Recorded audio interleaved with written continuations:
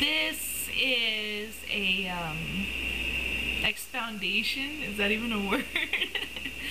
This is a video basically vocalizing what I said in my last video.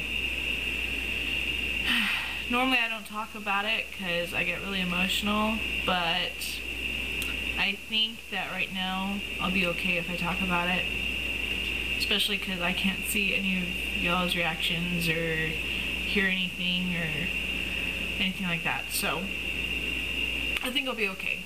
But first of all, I just want to thank everyone for all the responses to the last video. I've had lots of messages and comments worried about me, and I really thank you for it. It means a lot, honestly, and it's just good to know that people are there and actually care. As bad as that sounds, but really thank you. And the December 19th, a lot of people have brought that up, kind of worried that something big is gonna happen. Something big is going to happen, but I don't think in the way that everyone is thinking, hopefully. Anyway, December 19th, the date that I showed, that is the date that I am getting a surgery with my parents. We're all getting a gastric bypass, and I have researched it a lot and thought about it a lot, and just basically decided that this is the best decision for me right now. Basically, I was having a rough time last night because a lot of my friends, it's just hard finding people I can really talk to because no one understands. None of my friends have been in this situation I have been, and it's just hard to find someone to even talk about fears of surgery with. People have died from complications from this surgery that I'm having. And it's hard because they all think, I'm cheating or all this, and they're so negative on the surgery as it is that it's just hard to find that support. I've only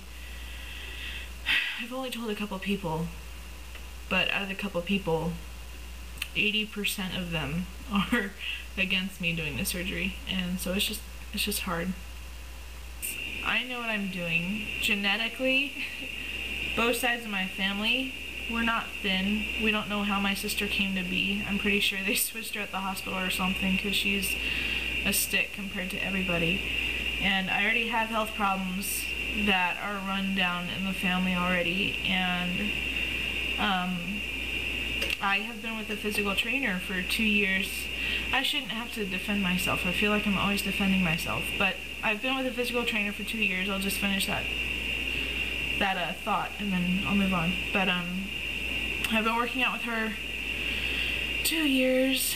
I've been on a diabetic diet, and I have been very strict with it. All my friends can attest to that. And over the course of 2 years, I haven't even lost 30 pounds, and I've just always been big, and nothing I can do about it, really. And it's really frustrating. Growing up, it was really hard. We would move every 6 months to a year or something, and I never really got close to anyone, so I didn't really have anyone, but I just have always dealt with ridicule, and so I believed it because my parents never said, no, you are pretty, don't worry about what they're saying, all this other stuff. They just said, well, you're thick-skinned, you're big-boned, and you're really muscular, which could have been the truth, whatever, but I just wanted to hear that I was pretty, to try and fit in, I guess. I was serious about losing weight, and I was tired of it, and it was a new place, and I wanted to just start things fresh. So I kind of stopped eating, and it was easy to get away with it. I did it for about a year and a half. If I ate, it was like a really little bit, and I don't think I got even more than 600 calories a day, if that. And my friends actually found out. Apparently she was dealing with it too, and she told my mom, and my mom had dealt with it when she was a teenager, and so she sat me down and talked to me. So that's when the bulimia kicked in. I still deal with it to this day. I'm not completely over it. I don't know if anyone can get over it. It's a disease, really. I still have thoughts come into my head. I haven't done it in years, but thoughts still come into my head. As far as dating and guys, there haven't really been any. I would date and stuff, but I didn't really have a relationship ever. And so there's a lot of anger there. And it's not the guy's fault. I don't blame them. I'm just, it's easy to place blame on them as a whole, saying, you know, if only I was like skinny, you would have looked at me and taken me out and all this other stuff. And then now that I'm getting the surgery, if I start getting attention, I'm always going to be thinking, would you have looked at me if they met me the way I am now, or if they already know me now and they see me go through the process and everything? Why would they suddenly be interested after, you know?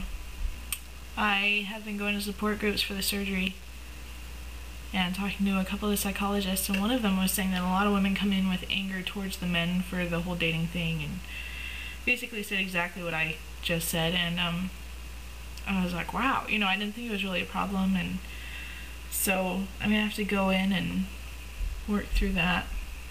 Now I don't have